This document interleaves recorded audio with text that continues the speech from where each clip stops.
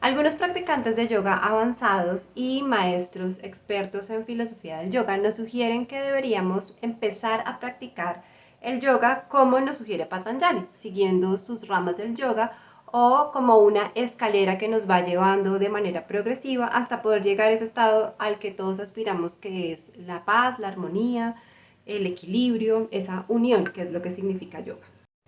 Y después de subir varios escalones en esta escalera de las ramas del yoga, pues nos encontraremos con la práctica física o con las asanas, que es por donde normalmente iniciamos. La verdad no sé si debería ser así, si deberíamos practicar primero las otras ramas, ir ascendiendo de manera gradual, pero sí sé que entender las ramas y llevarlas a tu vida normal cambia la perspectiva de la práctica y la comienzas a ver de una manera diferente. Además, te va a ayudar a cumplir los propósitos que te llevaron en un inicio a decidir practicar yoga, sean propósitos físicos, de fuerza, de salud, o sean propósitos más profundos, más mentales, energéticos o espirituales. Por eso, a partir de ahora, quiero compartirte mi visión de esas ramas del yoga. Las he enseñado muchas veces en los años que tengo como profesora de yoga, pero en este momento de mi vida conectan mucho más conmigo y las veo de una manera diferente y quiero contarte esa visión que tengo acerca de esta parte filosófica tan importante de la práctica de yoga. Estoy completamente segura que esta información puede ayudarte de muchas maneras. Y si quieres saber un poco más acerca de quién era Patanjali, pues te lo dejo en la descripción del video. Bienvenidos a esta serie de el análisis de las ramas del yoga según yo. Como les comenté, Patanjali nos expone estos principios como ramas, está representado como un árbol, las ramas del yoga, pero más que eso, lo que nos expone es una forma de escalera ascendente en la que vamos caminando hacia esa conexión interior, hacia esa unidad y hacia esa armonía que es lo que todos buscamos. Eso no quiere decir que deba o que sea un ascenso constante, que sea un camino lineal en el que todo el tiempo estoy yendo hacia adelante. Es un camino y es una escalera en la que tal vez te desvíes muchas veces, en las que tengas que descender un par de escalones, en las que te puedas desviar para regresar nuevamente al camino. Y pues no es como un camino en el que tienes un fin, un propósito claro y solamente vas hacia tu meta y que quieres llegar allá. Realmente en este momento de la vida me pregunto si sí hay una meta, si sí hay un fin, si sí hay un camino propuesto el que debo caminar, en el que debo avanzar y que tengo que llegar a esa meta. A veces me pregunto si la meta sencillamente es caminar el camino, sencillamente disfrutar el camino al máximo, explorar, desviarse, perderse, volver a llegar, intentar otros caminos, otros posibles caminos y sencillamente caminar, vivir. Creo que esa finalmente puede ser la meta. La primera de las ramas son las llamas, con Y. Y las llamas yo las entiendo como más o menos parecido a lo que son las prohibiciones o los mandamientos, lo que no deberíamos hacer, lo que deberíamos evitar. Pero no es una prohibición como tal de si lo haces te castigo, sino es más bien si lo evitas, serás más feliz, estarás más tranquilo, tendrás más unidad, más paz. La primera de ellas es ahimsa, no violencia, y se refiere al respeto por la vida. AIMSA nos invita a una observación constante, todo el tiempo estar observando nuestra interacción con las otras personas, con los seres que nos rodean, pero no se refiere solamente a la interacción física como tal, sino también a la autoobservación en nuestras intenciones y en nuestros pensamientos, en cuál es la intención que tenemos en cada interacción que tenemos con lo que nos rodea, con el mundo exterior. Entonces, cuando pensamos en no violencia, decimos, va fácil, realmente pues yo no genero ningún acto de violencia a mi alrededor. Pero si nos observamos más profundamente, sí hay una violencia de pronto menos notable, un poco más sutil en los hechos diarios y en las acciones cotidianas de nuestras vidas. Va mucho más allá de no matar o no golpear a alguien o no pegarle un puño en la cara a alguien cuando sientes que lo merece, pero que tú eres muy espiritual y te contienes y no lo haces, va mucho más allá de eso, sino se trata también de no herir a las personas de ninguna manera, no herir ni generar dolor a ningún ser a nuestro alrededor, independientemente de que sea una acción física o que sea con nuestra actitud o con nuestros pensamientos o con las intenciones que nos llevan a tomar las diferentes decisiones de nuestra vida. Y entonces eso quiere decir que tengo que anteponer el bienestar ajeno sobre mi bienestar. No, no quiere decir eso de ninguna manera. ¿Cómo logramos eso? ¿Cómo logramos si a veces es inevitable generar sufrimiento o dolor en las otras personas con nuestras decisiones o nuestras acciones? Bueno, pues eso lo logramos con esa observación constante, con esa autoobservación todo el tiempo. Si soy lo suficientemente consciente en cada uno de mis pensamientos, en cada una de mis palabras, en cada una de mis acciones, de mis decisiones, no va a llegar el momento en el que sencillamente ya herí, ya causé el dolor sin haberlo podido evitar o sin haberme dado cuenta. Si estoy tomando decisiones conscientes minuto a minuto, logro quitarle el poder a mi cuerpo de generar reacciones de manera automática. Tomo el control de las situaciones y estoy evitando y estoy dándome ese segundo, ese pequeño espacio antes de decir esa frase, esa palabra, de tomar esa decisión para poder pensarlo mejor y cambiar la manera en que enfrento las situaciones. Eso puede hacer la diferencia completamente entre cada situación que se presenta en mi vida. Cuando tenemos esas reacciones violentas, que podemos considerar violentas o bruscas, normalmente están sustentadas y están generadas por picos de emociones, emociones como la ira, como el miedo, como la rabia. Eso hace que no pensemos, que perdamos ese segundo antes de tomar la decisión y saber qué reacción vamos a tomar y nos justificamos en ello, ¿no? Entonces, lo hice porque tenía mucha rabia, te dije eso porque me dolió mucho, tomé esta acción porque tenía mucho dolor y no podía soportarlo más, pero cuando logramos ese segundo antes, podemos controlar de alguna manera la reacción y dejar sencillamente que la emoción fluya sin que la descarguemos en otra persona. Y esto va mucho más allá del moralismo y de sentirme culpable o decir que esto no es correcto, que no es correcto hacerle daño a las personas. Es así, pero va mucho más allá de eso, va mucho más allá de la culpa y de quedar bien ante los demás. Va más hacia lo que está pasando en tu interior, porque ahimsa nace dentro de ti. Entonces, si tú observas a tu alrededor y estás rodeada por un entorno violento, si estás rodeado por un entorno hostil, fuerte, que genera sufrimiento, que causa incomodidad, eso quiere decir que falta ahimsa en la fuente, en donde nace. ¿Y en dónde nace ahimsa? Dentro de ti. Por eso, si logras cultivar ahimsa dentro de ti, todo a tu alrededor va a cambiar y va a empezar a fluir de una manera diferente. Y si ahimsa nace en tu interior, y lo primero que debemos observar es que haya respeto hacia nosotros mismos, entonces lo primero que tenemos que hacer es preguntarnos cómo es nuestra relación con nosotros mismos.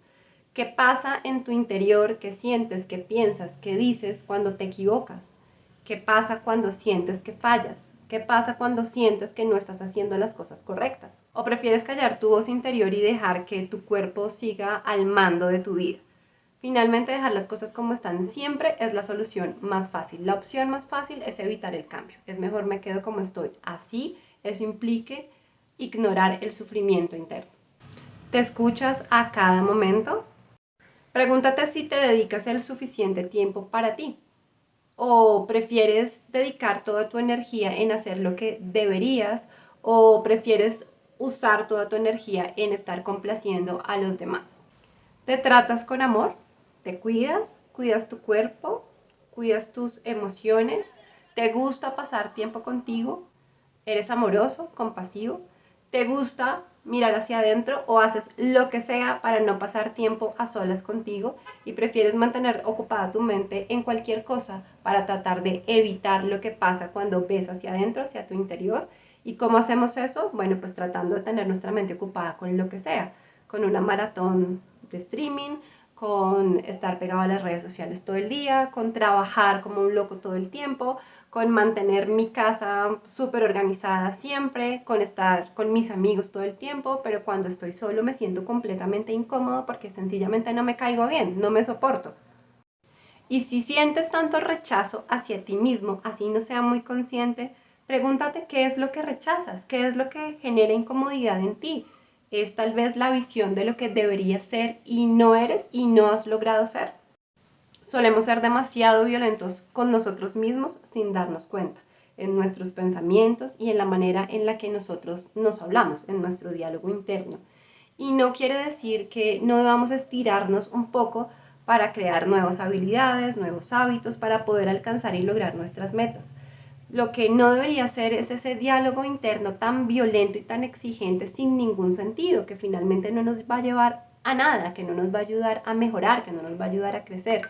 Y siento que ese diálogo interno violento está relacionado con esa enseñanza de la niñez o esa enseñanza de la religión en que debemos ser castigados cuando nos equivocamos y que cuando nos castigamos o cuando nos castigan pues no volvemos a cometer la falta, y eso es algo que es completamente falso. Lo único que logramos con ese diálogo interno o con esa violencia hacia nosotros mismos es reforzar precisamente eso que no queremos ser, eso que no nos gusta, está más presente ahí en nosotros todo el tiempo. ¿Te aceptas tal y como eres o siempre hay una extraña sensación de que hace falta algo, que no eres lo suficientemente bueno y no hay nada lo suficientemente valioso, importante, amoroso para ti para sentir que realmente vales? ¿Y cómo practicar ahimsa en el tapete cuando estamos haciendo la práctica física? Pues dentro de tu autoobservación y de esa generación de conciencia, pregúntate cómo es tu diálogo interno mientras estás en la práctica y de pronto algo no es como tú esperas o de pronto no logras cosas que tú esperabas que ya pudieras lograr. Posturas que sientes que por el tiempo que llevas ya deberías hacer, o posturas que se ven muy fáciles y que los demás hacen fácil pero que tú no logras, o cuando pierdes el equilibrio, o cuando sientes que te falta mucha fuerza, mucha estabilidad, cuando no estás cumpliendo con expectativas autoimpuestas porque pues no tienen ningún sentido. ¿Qué pasa? ¿Cómo te hablas? ¿Cómo te sientes? ¿Cuáles son tus emociones? ¿Cuál es la actitud que tomas a partir de eso de ahí en adelante y para las siguientes prácticas? ¿Estás respetando los límites de tu cuerpo? ¿Estás respetando el proceso natural de tu respiración? ¿Estás presente en cada postura o simplemente estás pensando en lo que debería ser? ¿Estás dispuesto a arriesgar tu salud y tu paz por un fin que nadie está esperando? ¿Por lograr una postura, por mantenerte X tiempo en tal postura, o por tener más fuerza o tener más flexibilidad? Estás olvidándote que la práctica física como tal no tiene ningún fin, que su fin no es hacer tantas posturas en tanto tiempo o durar tanto tiempo en tal postura o al tanto tiempo ya tener ciertos resultados, sino que el fin de la práctica como tal es estar presente durante la práctica, que haya esa conciencia y esa autoobservación amorosa y compasiva hacia tu cuerpo todo el tiempo. La práctica de yoga debe ser un regalo de amor que te haces a ti mismo, un regalo de autocuidado, de autoconciencia, de autoobservación, de presencia, de estar en completa conexión y contacto con tu cuerpo y con tus emociones, tus sensaciones y con tu espíritu. No es una práctica invasiva, violenta, en donde buscas llegar a X resultado. Volvemos a la primera impresión que les dije que tengo ahora, y es que tal vez no hay ninguna meta, que tal vez la única meta es caminar el camino. Y en este caso es caminar tu camino en la práctica de la asana, absolutamente nada más. Lo demás son beneficios adicionales, como le digo a mis alumnos en clase. Lo demás son efectos colaterales. Si estás presente en tu práctica y te estás dando cuenta de todo tu proceso y estás disfrutando tu proceso y estás sintiendo tu proceso, ya cumpliste con el propósito. Si viniste a la práctica y solamente viniste a hacer una exposición de fuerza, de flexibilidad, de habilidad, de resistencia, pues entonces no estás cumpliendo absolutamente para nada con el fin y con el propósito que te llevaron a tomar la decisión de ser practicante de yoga. El propósito fundamental es entregarle a tu cuerpo y a tu espíritu eso que te está pidiendo. Y si no lo ves tan claramente durante tu práctica, pues hay que poner más atención y enfocarte un poco más a niveles más sutiles, más profundos. Ahimsa es un estado mental.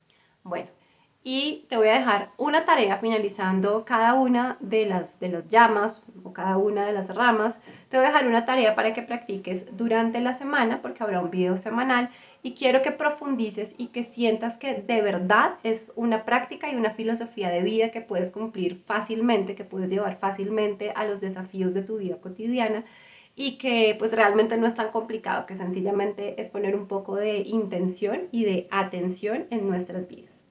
La primera de las tareas para IMSA entonces es que evalúes cuál de estas características, dones, habilidades, como lo quieras llamar, una lista que te voy a dejar en los comentarios para no decírtelas en este momento, te gustaría cultivar durante esta semana. ¿Cuál sientes que de pronto no es tu fuerte, pero que sí te está haciendo falta y que sí te serviría para mejorar tu situación con tu familia, con tu trabajo, en general, con las demás personas que te rodean o contigo mismo? Entonces, escoge una de esas, no importa cuál, la que sientas sin pensarlo mucho, la que sientas que es la que necesitas trabajar en este momento. Y comienza a cultivarla de manera consciente y constante durante toda esta semana. Realmente no importa cuál escojas, realmente no importa si no estás seguro o segura de que esa es la indicada o que necesites más la una que la otra o que sientas que las necesitas todas o que necesitas muchas, sino sencillamente es esa intención y esa observación constante durante todo ese tiempo. En esas situaciones en las que más te cuesta, con esas personas que más te cuesta, en esos momentos cultiva ese don, cultiva esa cualidad, cultiva esa emoción, esa característica, como lo quieras llamar y como lo quieras ver. Sencillamente hazlo de una manera consciente y amorosa y disfrútalo. Es como tener un papel diferente al que has tenido durante toda tu vida, como si te dieran la oportunidad de protagonizar una novela diferente a la que estás protagonizando en este momento. Sencillamente crea ese papel y disfrútalo.